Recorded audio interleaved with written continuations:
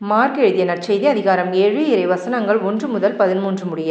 ஒரு நாள் பரிசேயரும் எருசலேமிலிருந்து வந்திருந்த மறைநூல் அறிஞர் சிலரும் அவரிடம் வந்து கூடினர். அவருடைய சீடருள் சிலர் தீட்டான, அதாவது கழுவாத கைகளால் உண்பதை அவர்கள் கண்டார்கள். பரிசேயரும் ஏன் யூதர் அனைவருமே தம் மூதாதையர் மரபை பின்பற்றி கைகளை முறைப்படி கழுவாமல் உண்பதில்லை?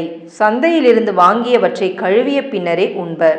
அவ்வாறே கிண்ணங்கள், பரணிகள், செம்புகள் ஆகியவற்றை கழுவுதல் போன்று அவர்கள் கடைபிடிக்க வேண்டிய மரபுகள் இன்னும் பல இருந்தன.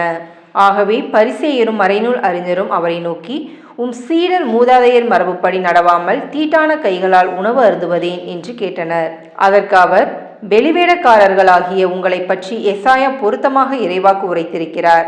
இம்மக்கள் உதட்டினால் என்னை போற்றுகின்றனர், இவர்கள் உள்ளமோ என்னை விட்டு வெகு தொலைவில் இருக்கிறது. மனித கட்டளைகளை கோட்பாடுகளாக கற்பிக்கின்றனர், இவர்கள் என்னை வழிபடுவது வீண் என்று அவர் எழுதியுள்ளார். நீங்கள் கடவுளின் கட்டளைகளை கைவிட்டு மனித மரபை பின்பற்றி வருகிறவர்கள் என்று அவர்களிடம் கூறினார்.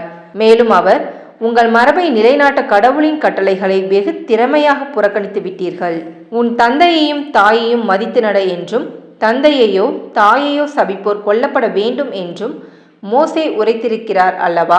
ஆனால் ஒருவர் தம் தாயையோ தந்தையையோ பார்த்து, நான் உமக்கு தர கடமைப்பட்டிருக்கிறது குர்பான் ஆயிற்று, அதாவது கடவுளுக்கு காணிக்கை ஆயிற்று என்றால், அதன் பின் அவர் தம் தாய் தந்தைக்கு எந்த உதவியும் செய்ய நீங்கள் அனுமதிப்பதில்லை. இவ்வாறு நீங்கள் பெற்றுக்கொண்ட மரபின் பொருட்டு கடவுளின் வார்த்தையை பயனற்றதாக்கி விடுகிறீர்கள். இதுபோல நீங்கள் பலவற்றை செய்கிறீர்கள் என்று அவர்களிடம் கூறினார். இது கிறிஸ்துவின் நற்செய்தி.